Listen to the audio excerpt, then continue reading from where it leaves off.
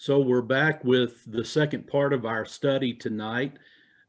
We received incredible insight about Mount Precipice and Nazareth a few moments ago.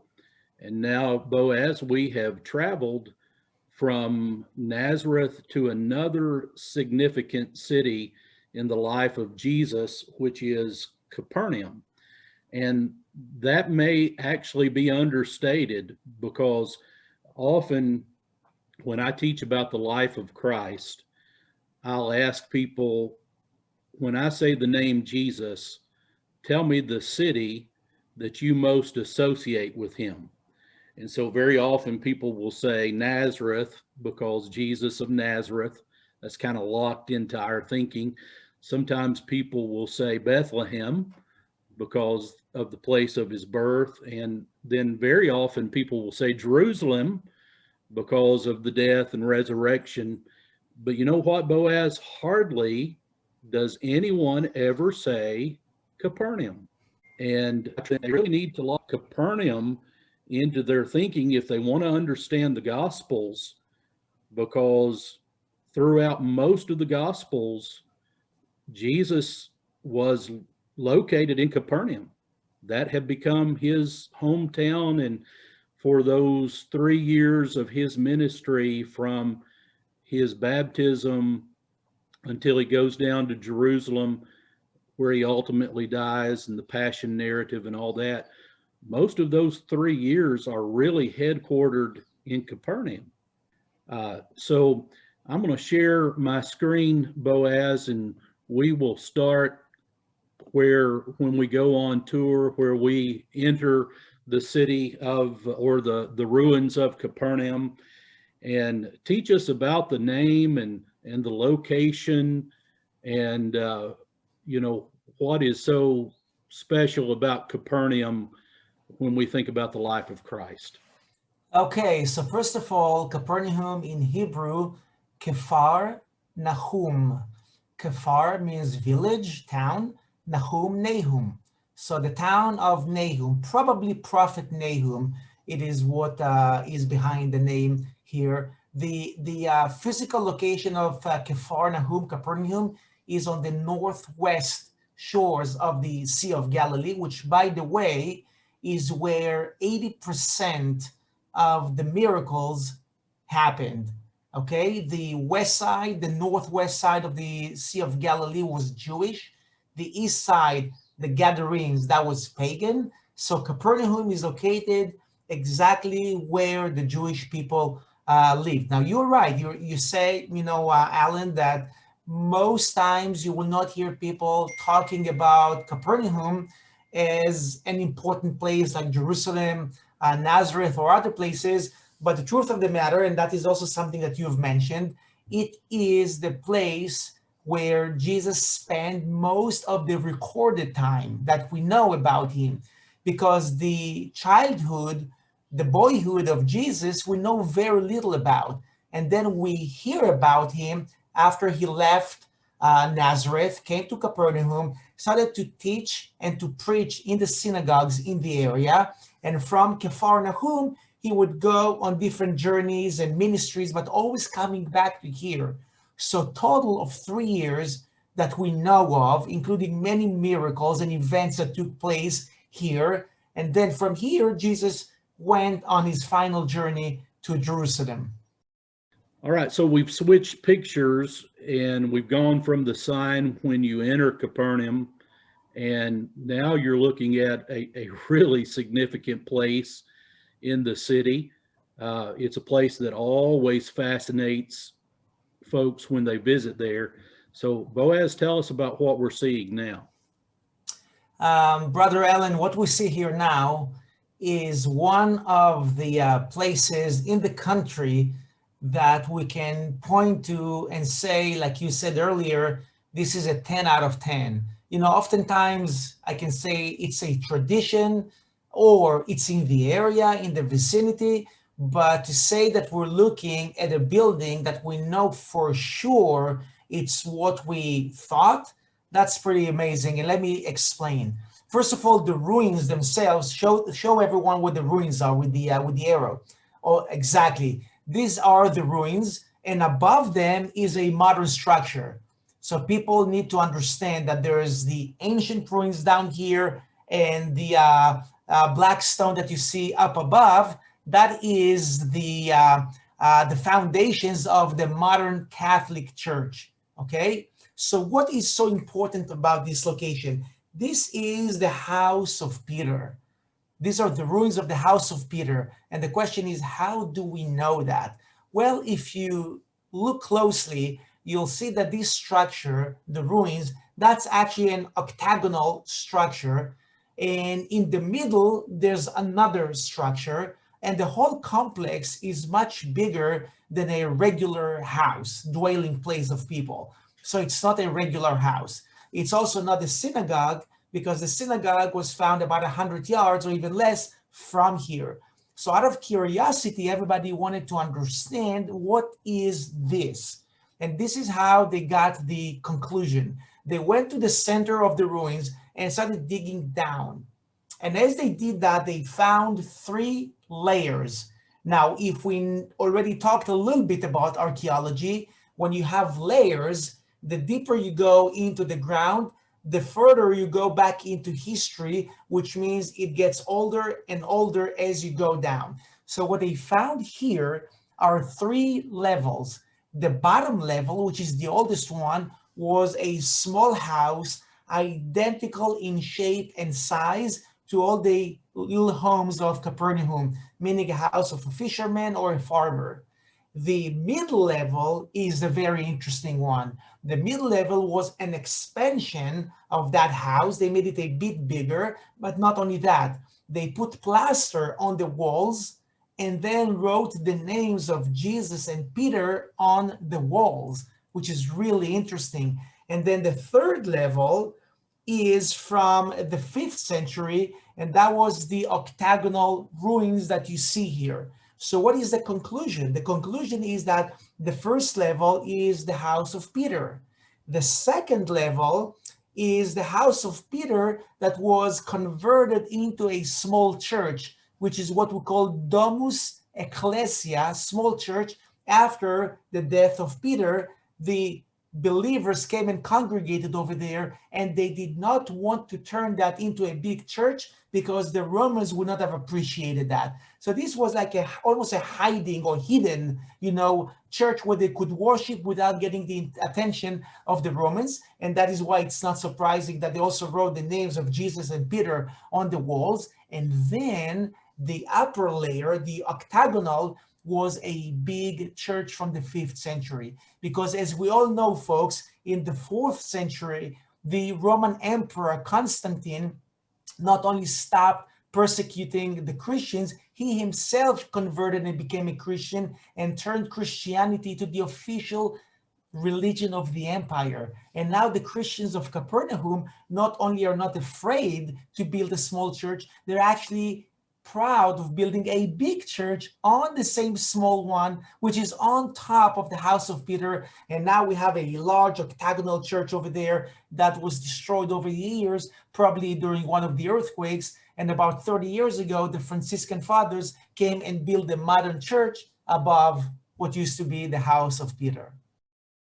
To me, as fascinating as that is, one of the greater stories is about the synagogue. And so I'm going to share my screen again. This is the synagogue at Capernaum. And so Boaz, take it away. Help us understand what we're looking at and what happened here. This is where the story of Jesus gets really, really sweet. Yeah, the synagogue of Capernaum, first of all, I want everyone to know, is the largest one that was ever discovered in Galilee. Now, if we look at Capernaum being a small village, it wasn't a big city, the question is, why would they need a huge synagogue such as the one that we see in front of us? And folks, you're not seeing all of it. You're seeing bits of it, and you're definitely not seeing the second floor that was on top of it that all caved in during the years. So hundreds and hundreds of people, if not more, could fit into this synagogue, and it's very interesting to understand why. Before Jesus came here, the synagogue of Capernaum was a small synagogue similar to many of the synagogues in the area. But when Jesus came and started to talk and to preach, people were fascinated with his teachings, so more and more people came to listen to him, especially on the Sabbath. So what happened is that the local synagogue that they had before was not large enough to accommodate all the people that wanted to come and listen to Jesus, so much so that they actually had to get rid of it and build something like 10 times bigger to accommodate more people. Now, the thing is that his name was so big that it wasn't only the locals from Capernaum that came to listen to him, but also from the other synagogues in the area, which is amazing when you think about it, because there's many Jews now that for years and years went to their synagogue, listened to the preachings of their rabbi, and now they're saying, hey, we don't even want to listen to our rabbi anymore because there's someone who's bigger than our rabbi. We want to go listen to him. And when this took place, you need to understand, Jesus was only 30 years old. In rabbinic Judaism, that is unprecedented. You don't have Jewish rabbis at the age of 30 that have such a big name like Jesus had when he was 30. Jewish rabbis, when they receive their prestige, their name, that's usually in their 70s, in their 80s, or not at all. But you don't find in the Jewish history someone who is so young and yet everyone goes after him.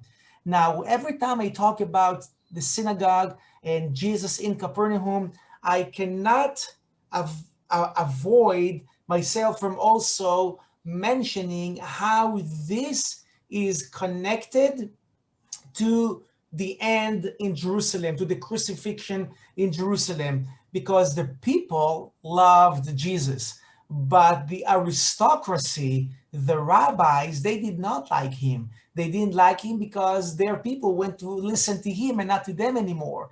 And that is why it is not surprising that the rabbis, the high priests, and the Romans conspired together against Jesus. But it wasn't the majority of the people. So when we fast forward from Capernaum to Jerusalem, and when we read about the mob that was shouting, crucify him, his blood is on us and our children, don't picture the entire Jewish people being there saying that. It was the high priest, their wife, their kids, as many family members as they could recruit to do that because they wanted to get rid of him because he was a threat to them. But not the majority of the Jewish people that loved him and embraced him because of his teachings, because of the healings and the miracles that he performed amongst them. So when you see this synagogue, this gives the answer. A synagogue that was tiny and became huge because so many people from all over said, we want this rabbi. We don't want any other rabbi. We want him. Now, also what you're seeing here is white stone. Capernaum, like most areas around the Sea of Galilee, the building material is actually black volcanic stone. But when they built this one, they said it's not only to accommodate more people, but we also want to invest money and also part of our spirit into it. And we don't mind paying a lot more money to import the white stone. And the reason is that the white stone is softer. And that is why you can make all these beautiful carvings and decorations, which is very hard with the volcanic basalt stone. So it is amazing. It is a beautiful synagogue. And what you're seeing here, it's tiny bits, which means you definitely have to come to Israel and see this for real. Yeah, so we invite them to come with us, right, Boaz? Absolutely. Yeah, we'd love to have some of the folks here to come on one of our trips. Because what you're getting here is just a taste of what you'll be submerged in for over a week touring the country. Just a couple of things. You've set us up nicely for next week because we'll end our study of these selected sites looking off of the Mount of Olives into Jerusalem next week, and we'll actually show the folks some pictures of the dungeon there in Caiaphas's house, and then also, you know, the Palm Sunday route and Garden of Gethsemane, because next week when we do this, it'll be the week right before Easter, so it'll be a fascinating time to look at some of those things.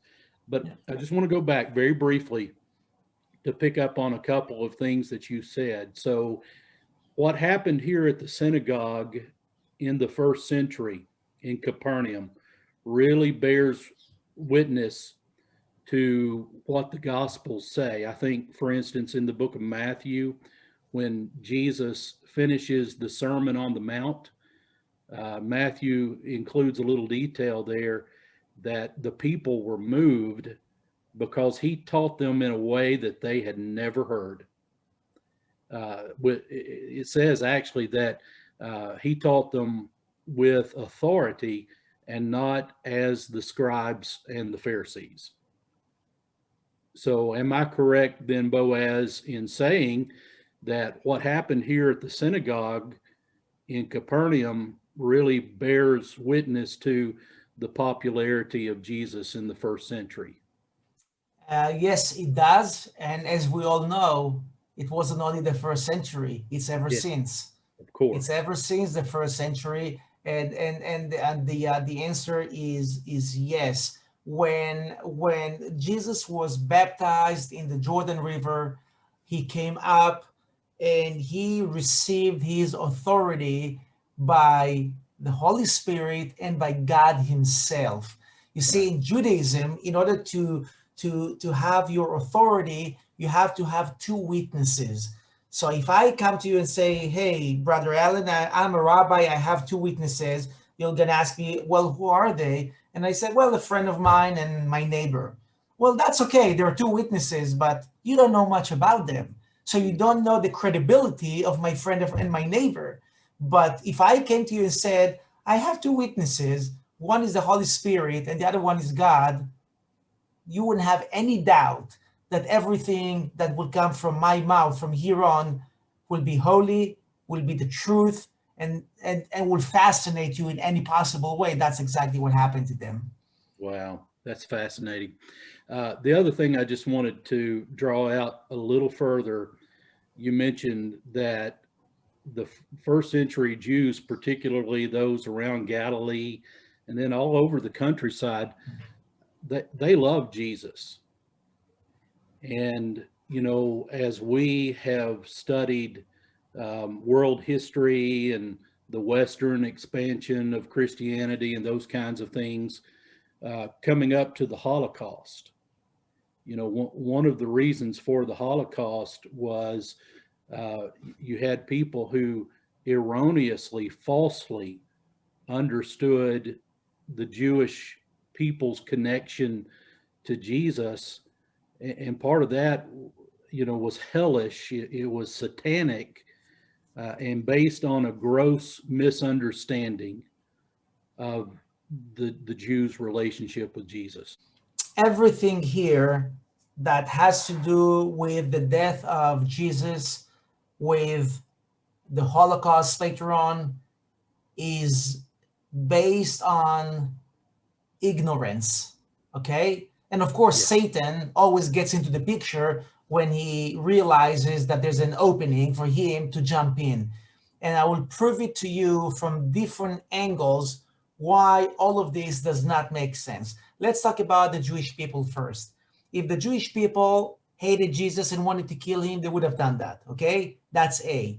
But let's try and understand why in the world would they want to do that when there's a man walking amongst them, healing them, raising their children, curing them from all diseases that they had. Is this someone you're going to hate?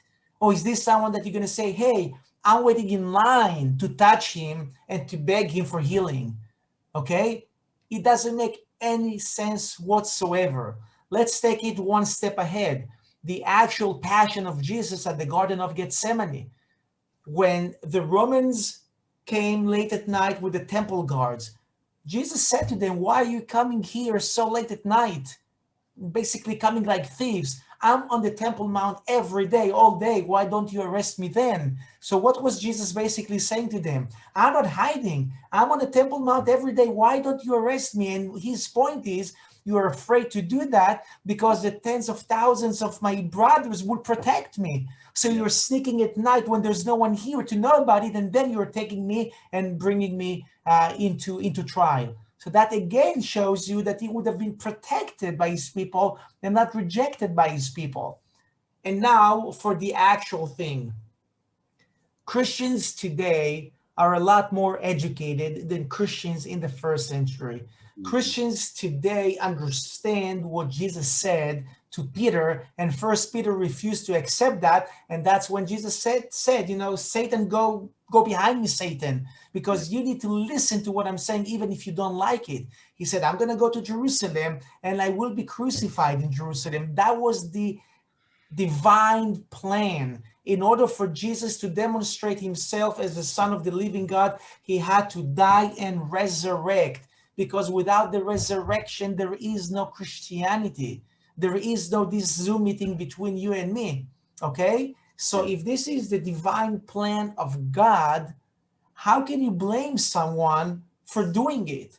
Let's say that for the sake of the matter, that the Jews did kill Jesus, which they did not, but let's assume that they did. The Jews were not more than a tool used by God to deliver his promise that he'll die first and then come back. So how can you say, on the one hand, I believe in Jesus, I worship Jesus, but on the other hand, I'm going to persecute those that Jesus made to fulfill his plan? Absolutely. It's like looking at me and say, Boaz, from here to here, I like you. From here to here, I hate you. No, all of this is me. You either take me or you leave me, but you don't take me to pieces. And you say, some of it I like and some of it I reject. But people back then had it difficult to understand why someone voluntarily will go to his death. Today, when Christians understand that Jesus is God and he can do anything he wanted to do, it makes more sense. But back then, you were talking to people that a week before that were still pagans worshiping statues. So they didn't know anything better. Wow. That helps us so much, Boaz, and we're so thankful for a good friend like you that can help us see things with new insight. Just to kind of put punctuation on our time together tonight, one of the things I think that the people here have already heard me say a number of times, and if they haven't, they can hear me say this very clearly right now. We do not believe in replacement theology. We don't believe in that whatsoever. We see that the Jewish race is God's chosen people, and we're thankful that through God's grace and the activities of Jesus and what we come to understand in the New Testament, that we're part of your family because we've been grafted in. But we're thankful for your people. We're thankful that our Savior was a first century Jew, and having times together like this, I think really helps us understand and appreciate those things even more. Thank you very much, Alan. Thank you. Thank you for your time. And again, you've really set us up so wonderfully for what we'll be talking about next time. Thank you. I'm here to your service anytime, brother.